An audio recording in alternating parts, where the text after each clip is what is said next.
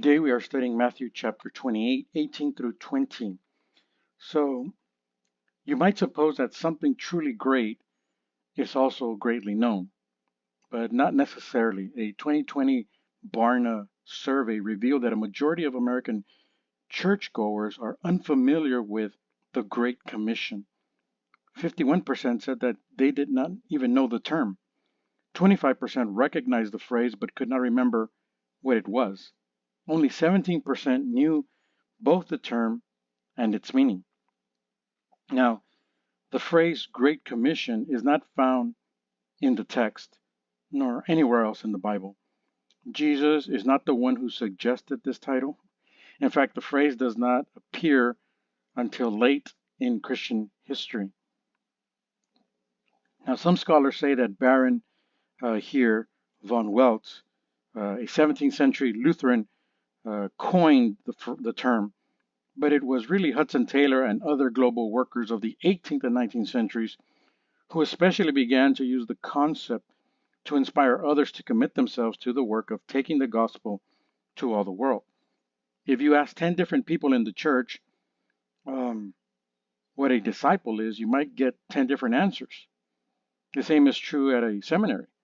If the church is not clear on what Jesus meant, then it's going to be difficult for it to comply with his expressed will. Verse 18. Then Jesus came to them and said, "All authority in heaven and on earth has been given to me." So here we have the heart of the Great Commission. But actually, it's a prophetic vision about Jesus from the book of Daniel, chapter 7. Now, during the reign of Belshazzar, king of Babylon, the prophet Daniel receives a disturbing vision of 4 animals coming out of the sea: a lion, a bear, a leopard. Oh my! No, this is not the Wizard of Oz.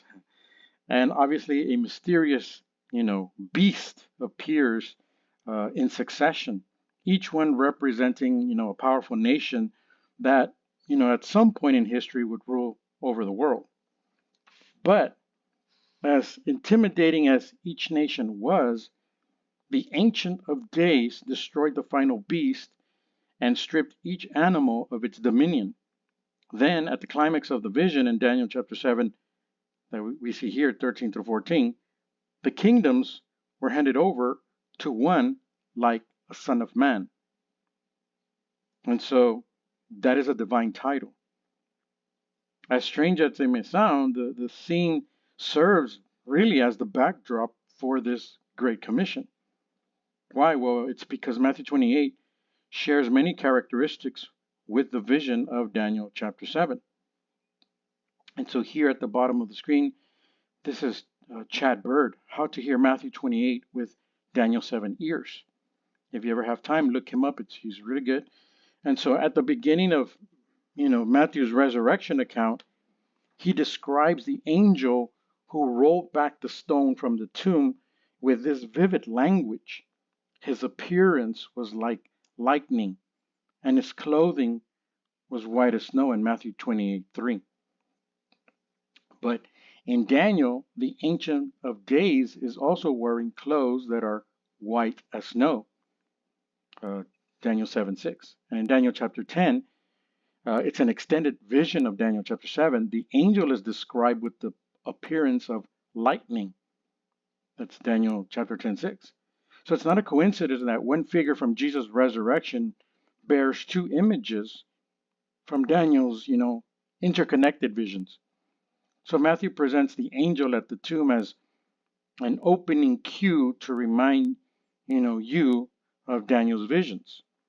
So the angel is meant to signal that what is about to take place in Matthew's account is related somehow to the events outlined in Daniel chapter 7 through 12. And so after the guards saw the angel with radiant clothing, they trembled and became like dead men, according to Matthew 28:4. Likewise, the men accompanying Daniel in chapter 10 basically react the same way when they see the angel with appearance like lightning. A great trembling fell upon them. And so, not only does Daniel 7 carry over to Matthew 28, The resurrection and the Great Commission convey the authority and intimidation of the Son of Man. Now, just prior to Jesus entrusting the Great Commission to his disciples, he ordered them to go to an unnamed mountain in Matthew 28:16. One reason he did this is because he was identifying himself with that mountain motif in the book of Daniel. So this mountain first appears in Nebuchadnezzar's dream about the statue, but the stone that struck the image became a great mountain and filled the whole earth, Daniel 2:35. But as Daniel reveals later in his visions, this stone is the Son of Man in the Daniel 7 vision, and he will shatter the nations just like the stone shattered the statue. The disciples' worship of Jesus is also drawn from Daniel 7. And when they saw him, they worshipped him, according to Matthew 28:17. And Daniel 7:14 describes a similar reaction from the rest of humanity. And to him was given dominion and glory and a kingdom, that all peoples, nations, and languages should serve him. And so the word serve in Daniel 7 denotes more than just physical labor or acts of helpfulness. It also indicates veneration and respect. While it is true that in heaven and on earth is not an uncommon expression throughout the Bible, its position in Daniel should not be overlooked. Daniel 6:26, Darius, or Darius as some say, describes God's kingdom as one that shall never be destroyed, and his dominion shall be to the end. Now, a similar statement is found in Daniel 7:14 about the Son of Man. His dominion is an everlasting dominion, which shall not pass away, and his kingdom one that shall not be destroyed. So Jesus' use of in heaven and on earth is not a coincidence in Matthew 28. It aligns the extent of Jesus' authority with the extent of the Son of Man's authority in Daniel 7. All authority has been given to me, Matthew 28:18. This is nearly a direct quotation of the first line of Daniel 7:14.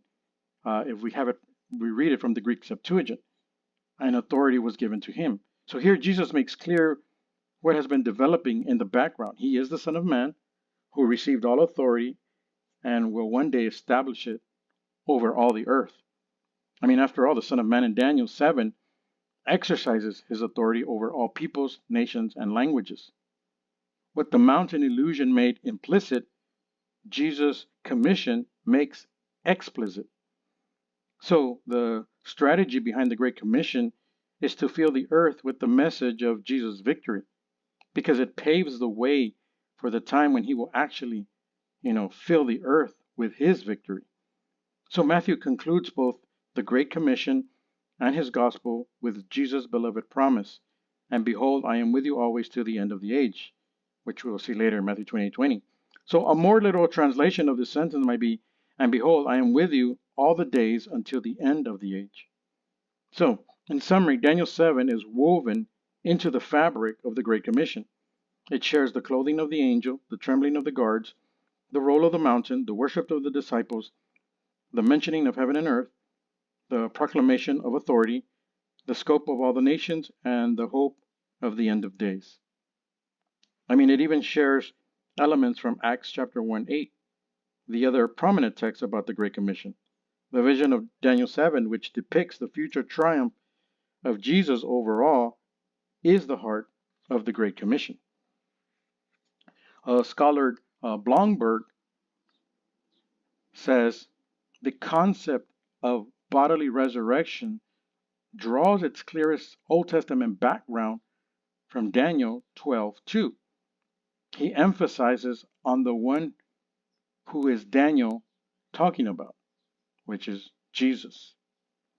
And so, exousia, the Greek word, which means authority, is a more comprehensive term than power, where we get the word dynamite, dunamis, referring to a position as well as function. So the authority is heavenly as well as earthly.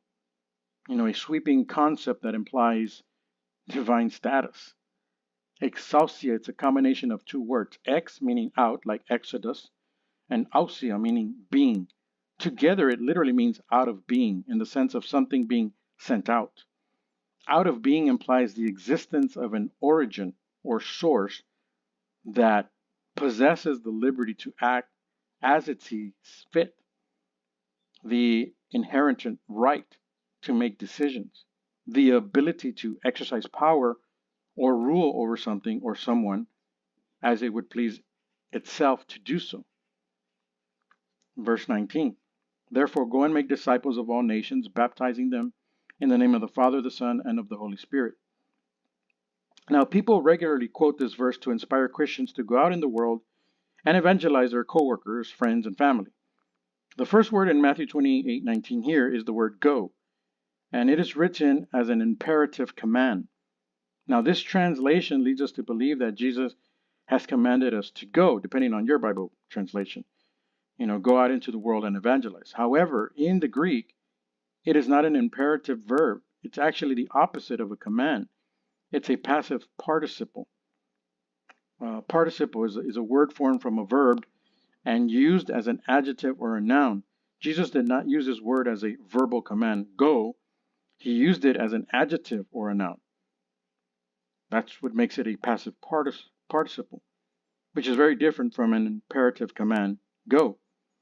Now, a passive participle is indicating an ongoing or completed action or a state in the passive voice, where a noun modified by the participle is taken to represent the patient of the action denoted by the verb.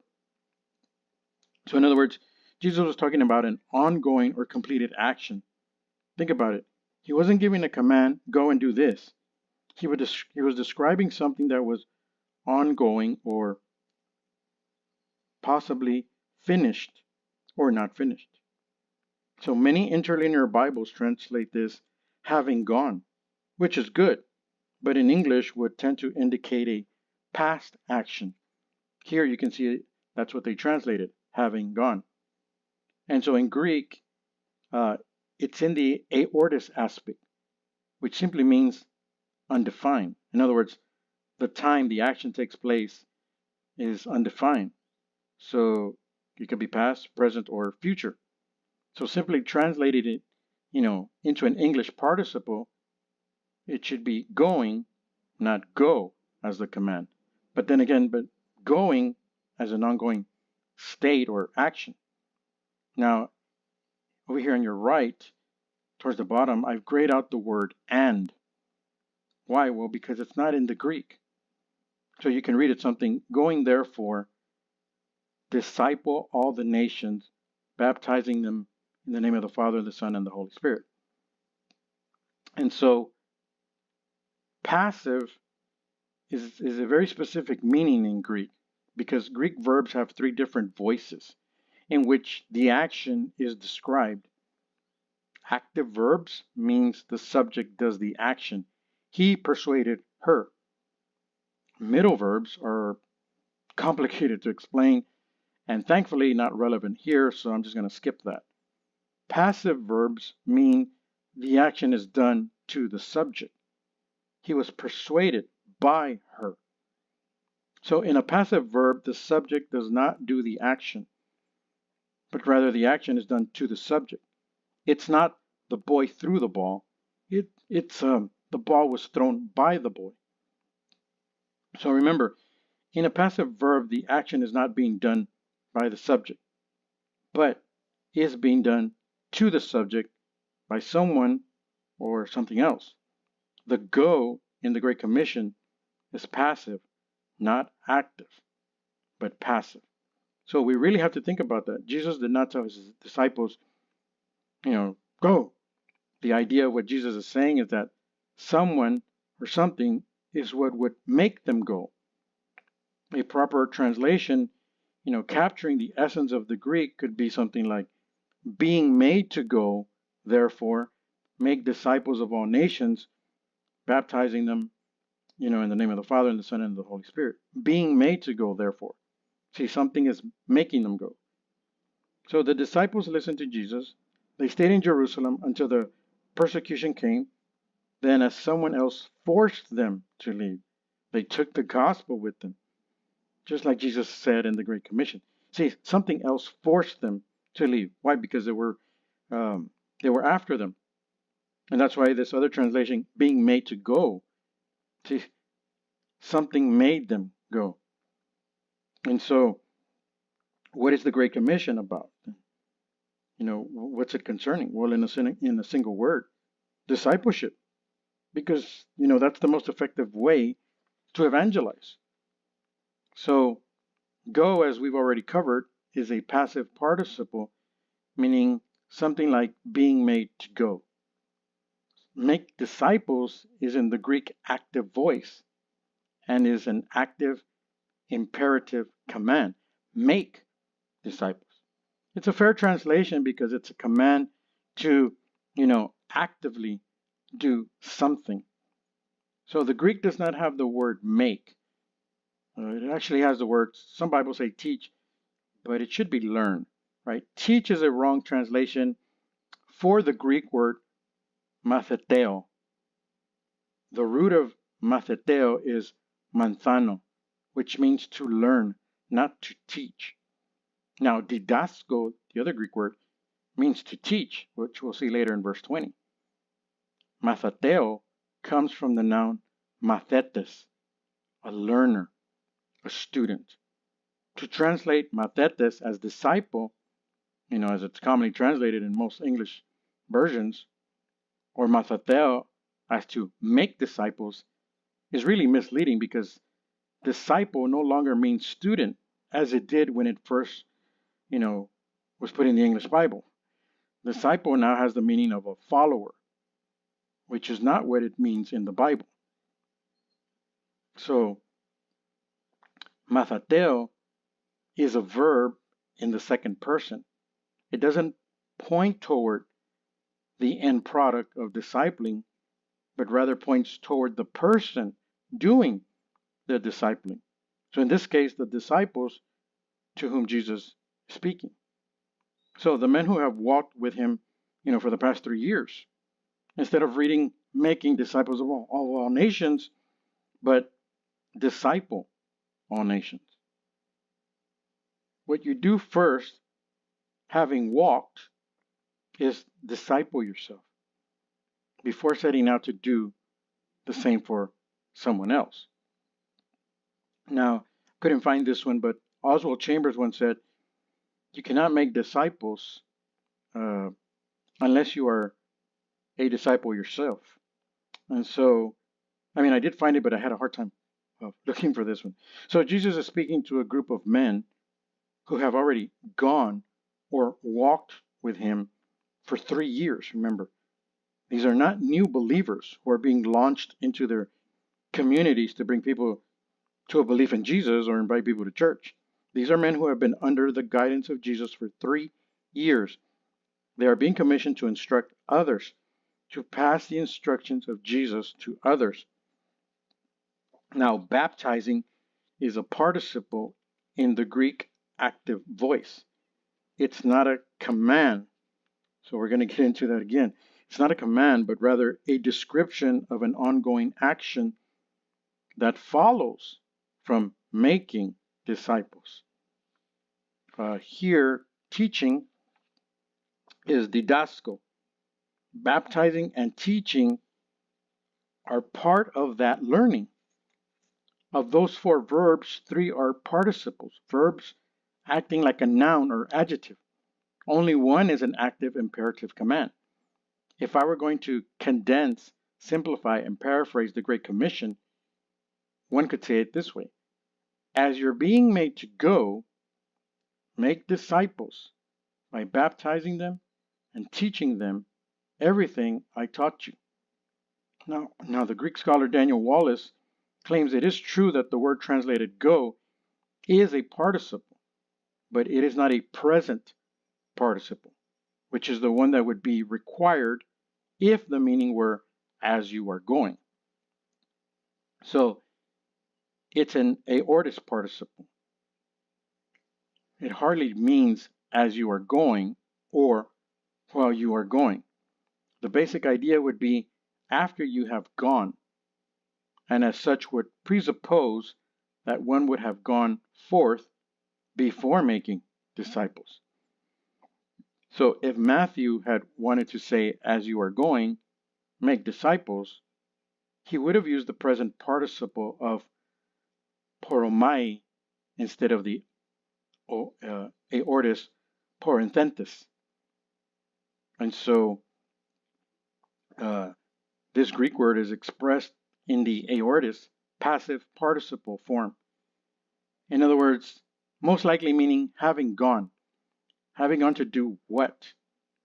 Now the Hebrew that corresponds to go or gone is the Hebrew word halak, meaning to walk. Why? Because walking in Hebrew is intimately tied to walking in the way or according to the instructions of God. The entire trajectory of the book of Matthew is the story of disciples walking in the instructions of Jesus for 3 years. What Jesus is telling his disciple in this passage is, having walked in the ways of God, therefore. So Jesus did almost zero evangelism. He lived his life around Jews who were serious about their faith. They just missed the forest for the trees. Jesus never, chastised them for not observing the Mosaic law. He chastised them for observing it as a mere religious event and basically ignoring the heart behind it. And so here, I got this from, you can see it there at the bottom, Christy Huntsman. I like the way she kind of expressed what we're trying to say here. She goes on to say, this shifts the emphasis from go as if the command is just about traveling to the bigger mission, making disciples wherever you are bringing people into the faith, baptizing and helping them grow in knowledge. So she says, think of it like this. If I say grabbing your coffee, heading to work, and answering emails, finish your project, you understand that the real command is to finish your project. And the other actions describe what you're doing along the way. That's exactly what's happening in Matthew 28:19. The command isn't simply to leave, it's to actively disciple people as you go by baptizing and by teaching. See how it just makes a big difference? So Greek words really help us out. And so, in fact, Jesus commanded the disciples not to evangelize when he sent them out in Matthew 10:5. These 12 Jesus sent out, after instructing them, do not go in the way of the Gentiles and do not enter any city of the Samaritans, but rather go to the lost sheep of the house of Israel. So I'm not saying evangelism isn't important. Obviously it is. I'm saying that the heart behind Jesus' ministry was discipleship. He spent 3 years mentoring and growing the 12 disciples and others. Afterward, they went out and changed the world. So in my opinion, the way to change the world is not evangelism, but discipleship. That's what Jesus did. That's what happened to Paul. He spent 3 years in training. After he was trained, he would go to a city, proclaim the gospel, train, equip, disciple new recruits for a couple of years, then move on to the next city. And really, this approach makes, more sense.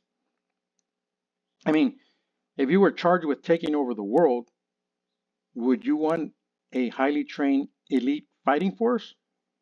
Or would you charge into battle with raw recruits? In the movie The Last Samurai with Tom Cruise, there's a great scene that illustrates the importance of being ready. So in the movie, these recruits were sent into battle and were slaughtered. Why? Well, because Tom Cruise says they are not ready. He had one of the, soldiers there take a shot at him, if you see the movie, and the soldier missed. And so that was Tom Cruise's point. Just because they have a gun and have the equipment, they can be trained, but they're still not ready. And so early Roman military formation, triple X aces, is usually the front line where you have the inexperienced soldiers. They never joined battle with the enemy.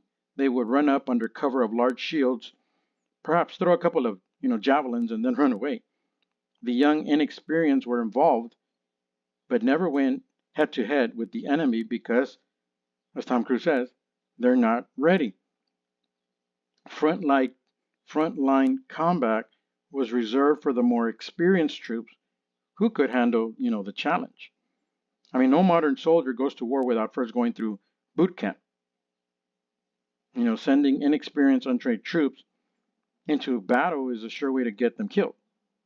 That's why we need discipleship. The enemy will rip new Christians apart without proper training. Once they've had the training, they can go out and conquer, and save the world. But they need the training first. The United States Marine Corps is arguably the most effective regular fighting force in the world. Barring special forces. It's no coincidence that they have the longest boot camp and the most intensive training. Modern Christians in America, anyway, send baby Christians into battle and are surprised when they are slaughtered. And then we are shocked that the church in this country is dying. Raw recruits have no place in warfare because they're not ready. Their place is in training. It's only after they've been properly trained and equipped that they belong on the front lines. Even then, they should be there only with experienced, sergeants or somebody to help them guide them. That's what discipleship is about, proper training and equipping. If you want to win the world, start by having well-trained Christians in the fight. The way you train them is discipleship, which is what Jesus would do. Jesus spent 3 years training some raw recruits, sends them out, and they crushed it. Paul did the same. He trained for a few years, visit a city, train new believers for a couple of years, move on to the next city. Jesus focused very little on evangelism, and his disciples turned the world upside down. We focus on evangelism, and the church in our country is dying. Maybe we should realign our priorities a bit. Maybe if we focus on what Jesus focused on, maybe we have better results. Jesus said to make disciples, not merely get people saved. There's only one active imperative command in the Great Commission. Make disciples. That's it. The rest is how disciples are made. Going, baptizing, and teaching. So Jesus' primary focus was discipleship. He commanded us to make disciples. Jesus didn't command us to reach the world in the Great Commission. In fact, reaching the world is not mentioned in this command. Jesus didn't command us to reach all the nations of the world. The Greek word that is translated nations is ethne, meaning peoples. The Lord Jesus Christ commanded his disciples to make disciples of people. What kind of people are we supposed to reach? You can disciple the people that you live with and the people you are sent to. You don't always have to go overseas to reach them. They're already here.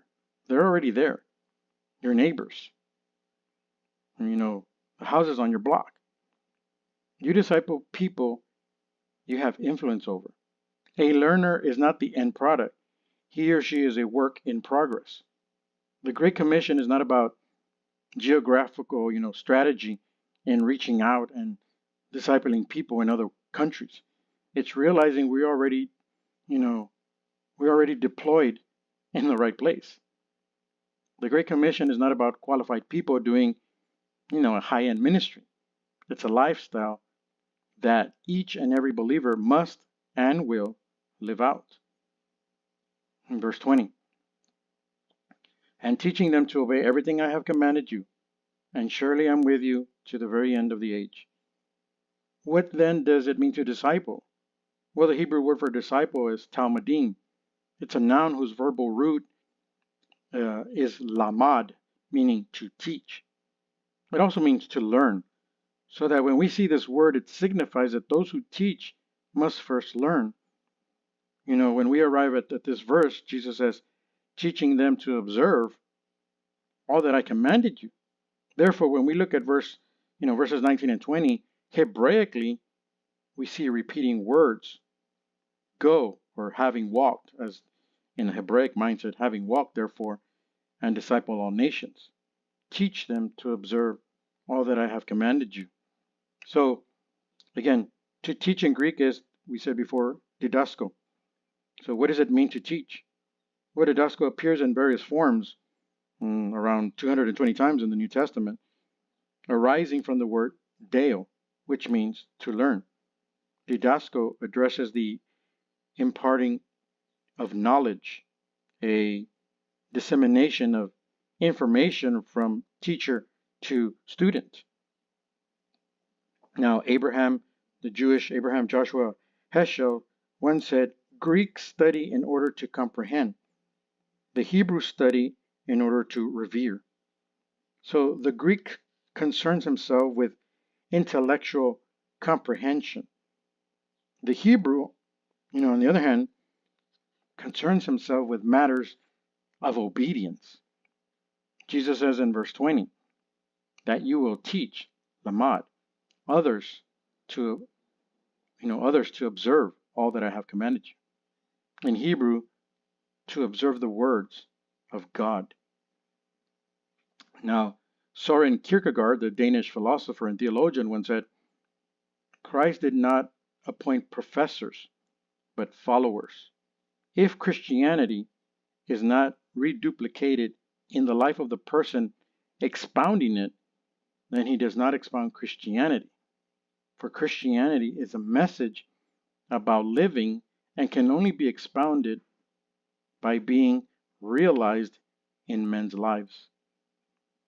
Now, in his book, The Great Omission, Dallas Willard writes, the greatest issue facing the world today is whether those who, by profession or culture, are identified as Christians will become disciples, students, apprentices, practitioners of Jesus Christ, steadily learning from him how to live the life of the kingdom of the heavens into every corner of human existence. Additionally, Willard says that a great misconception of the 21st century church is that we can be Christians forever and never become disciples. Interesting. And surely I am with you always to the very end of the age. Sometimes we quote the Great Commission, but we always skip or not say this part of the verse. And surely I'm with you to the very end of the age. Why don't we quote the ending? Why do we quote everything else? Baptizing them in the name of the Father and Son. But why don't we quote this along with it? Doesn't it enhance what the verse is saying? Doesn't it give the verse the support of the eternal presence of Jesus Christ? So one reason could be because without saying this last part of the verse, it gives more control to us, to the people. If we remove the ever-present Jesus, we get to decide what the commission looks like, completely separate of the actual reality of the gospel message of Jesus. That could be one reason. It's like we want it to be our own. We don't want Jesus to tell us, right? And so verses 16 through 17, before that, in the Great Commission, are rarely even talked about. The preceding verses lay some context that is needed to fully understand the commission. Then the 11 disciples went to Galilee, to the mountain where Jesus had told them to go. Then verse 17, when they saw him, they worshipped him. But notice this, it's underlined, but some doubted. So this is significant because it shows us that perhaps of the 11 original disciples, there were some that doubted the reality of a risen Christ. Well, why does this matter? It matters because it shows us that the original ones called to do this work were unsure if they wanted to do it. Now, we call Thomas the doubter, but he was probably the bravest because he said what he thought. The other ones probably thought it, but they were afraid to say it. Thomas was the bravest because he said, I will not believe until I see it. And there's nothing wrong with wanting to be sure. And he wanted to be sure. Like, who am I following after? I need to be sure. Now, it may be hard to understand, but when Jesus returned to heaven, He likely left behind disciples who were not fully committed.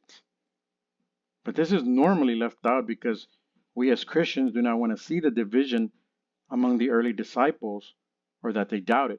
We love to quote the Great Commission, but we forget about verse 16, 17, and that last part where Jesus is present till the end of the age. See how us as Christians, select the verses rather than quoting or explaining to somebody else the whole context of it. Now, notice how no power was given to the disciples to make anything.